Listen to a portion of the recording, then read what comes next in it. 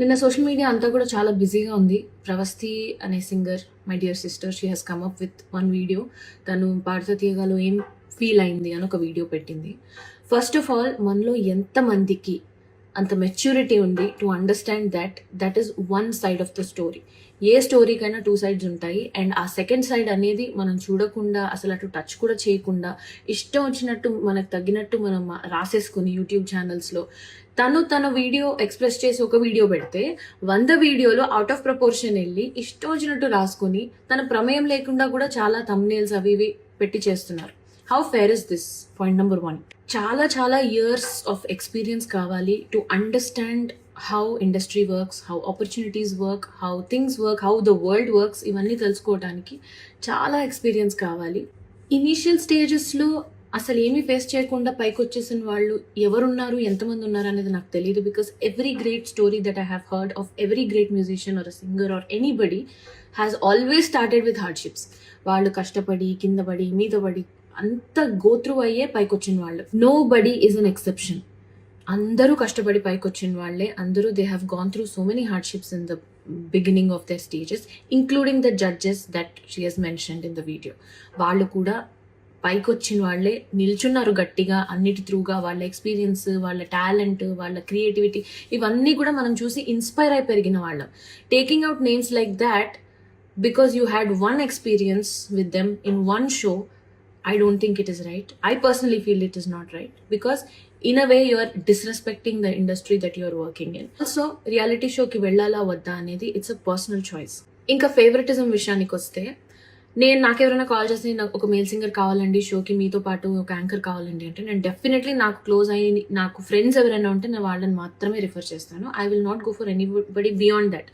మీరే చూసుకోండి అని చెప్తాను. ఎందుకు అంటే as humans we have relevance with those people because మనకు ఒక చిన్న జర్నీ ఉంది అండ్ అందులోంచి ఒక చనువు వస్తుంది. ఈజీగా అవుట్పుట్ చాలా బాగా వస్తుంది when we collaborate with people we know అనే ఒక దీంతో మనం ఫేవరెటిజం చూపిస్తాం తెలియకుండా. That has nothing to do with personal targets. ఒక ఎగ్జాంపుల్ చెప్తాను. 2017-18 ఆ టైంలో నేను కీరవాణి సార్కి ఒక కంపోజింగ్ కోసం వెళ్ళాను. ఫస్ట్ టైం అనమాట వెళ్ళటము. అది ఓవర్వెల్మ్ అయిపోయాను, భయపడ్డాను నాకు తెలియదు, కానీ I have not given my best. I knew I could do better, కానీ నేను నా బెస్ట్ ఇవ్వలేదు. అండ్ సార్కి ఏదైతే అవుట్పుట్ హీ వాజ్ ఎక్స్పెక్టింగ్ ఒక సాంగ్లో, అది నేను ఇవ్వలేకపోయాను. 5-6 years వరకు మళ్ళీ నన్ను పిలవలేదు. నేను కూడా డిసప్పాయింట్ అయ్యాను, చాలా డిసప్పాయింట్ అయ్యాను. ఎందుకు అసలు ఒక 2-3 ఛాన్సెస్ ఇవ్వచ్చు కదా నాకు అని నేను కూడా చాలా డిసప్పాయింట్ అయ్యాను. But I didn't give up.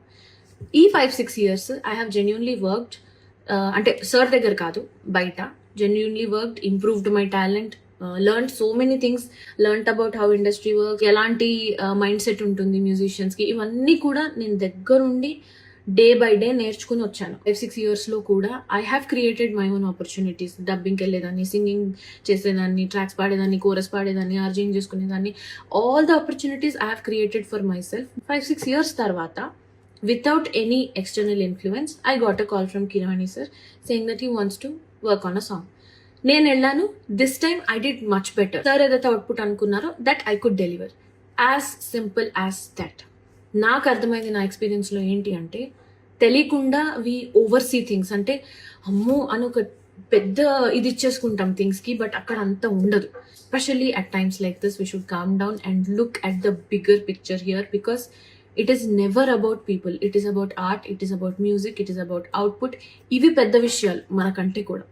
So దాన్ని అలా చూసినప్పుడే as artists I think we will enjoy this journey. ఇప్పుడు అనిపించింది 5-6 years తర్వాత నన్ను ఎందుకు పిలిచారు out of the blue moon అంటే, బికాస్ నా సైడ్ నుంచి, నా పర్స్పెక్టివ్ నుంచి ఆలోచిస్తే, because I didn't give up. And also నా వర్క్ ఏదైతే చేశానో అది ప్యూరెస్ట్ ఇంటెన్షన్స్తో చేశాను. I have never expected anything out of anybody's association. Sure, every singer goes through something or the other. And also overall గా మన చుట్టూ సింగర్ పక్కన పెట్టండి, మ్యూజిషియన్ పక్కన పెట్టండి, ఓవరాల్ గా మన చుట్టూ ఇంతమంది ఉన్నారు కదా, ఇంతమందిలో ఎంతమంది హ్యాపీగా ఉన్నారు, ఎంతమంది స్ట్రెస్ గో త్రూ అవుతున్నారు. If the problem lies only in music industry, only in singers, only with reality shows, ఇంతమంది ఎందుకు డిసప్పాయింటెడ్గా ఉన్నారు చుట్టూ? Because it is happening everywhere. ఈ మెంటల్ హెల్త్ అవేర్నెస్ లేకపోవటం అనే ఒక కాన్సెప్ట్ ఏదైతే ఉందో, ఇట్ ఈస్ హ్యాపెనింగ్ ఎవ్రీవేర్. అందుకే when you are aware of what you are going through, what you want in life, what you want to prioritize in your life, ఇవన్నీ తెలిసినప్పుడు I don't think you have the need to say something else to somebody else. Be honest, అందరు singers survival మోడ్లోనే ఉన్నాం. ఎందుకంటే thousands of singers ఉన్నారు ఇప్పుడు, అందరూ బాగా పాడేవాళ్ళే. థౌజండ్స్ ఆఫ్ సింగర్స్ ఉన్నారు, కానీ సంవత్సరానికి ఒక్కొక్క మ్యూజిక్ డైరెక్టర్ మహా అంటే 9 to 10 మూవీస్ చేస్తారు. ఆ 9 to 10 మూవీస్లో 1000 మెంబర్స్ని ఎలా అకామిడేట్ చేస్తారు? So it is always good to have a reality check about what is happening outside also. We are so obsessed with ourselves that we only think about why am I going through this, why am I being given this అని ఆలోచించినంత వరకు మనకు answers రావు. అందరినీ ఇందులోకి లాగేసి వాళ్ళ personal lifes తీసి వాళ్ళ personal lifes మీద థంబ్నెయిల్స్ వీడియోలు పెట్టి I don't think this is fair at all. So మీరు కూడా as audience, I think it is your responsibility also to pick your content. Understand that there are always two sides to the story and not just one. In the name of being bold, dragging names and just randomly saying things about them anedi not correct. If you have two people in the conversation, that is okay, you can talk, meer maatladochu vaadu maatladochu. But when you are giving a one sided explanation on Instagram or social media, I think it is unfair to just randomly drag people and their names, especially when they are such legends and they have done so much work in the industry. Vaalla paatal lekunda it is definitely incomplete. The industry is definitely incomplete.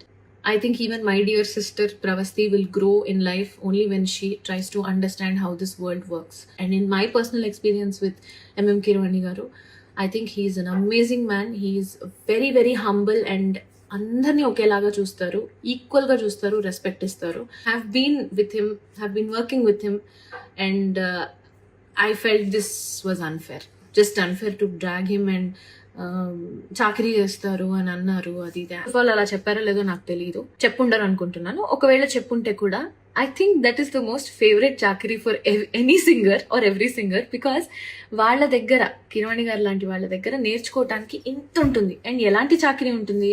Notations ఇస్తే స్వరాలు రాసుకోవటం, చాలా కష్టపడి నేర్చుకోవటం, స్టూడియోకి వెళ్ళి పాడటం, ఒకసారి బాగాలేదంటే మళ్ళీ అవుట్పుట్ బాగా వచ్చే వరకు పాడటం, ఇదంతా చాకరీయే కదా మరి.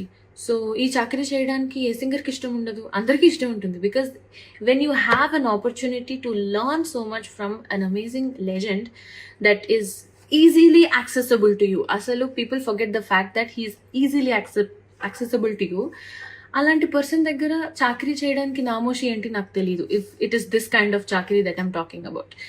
I think I've spoken enough. Thank you guys. Thank you so much.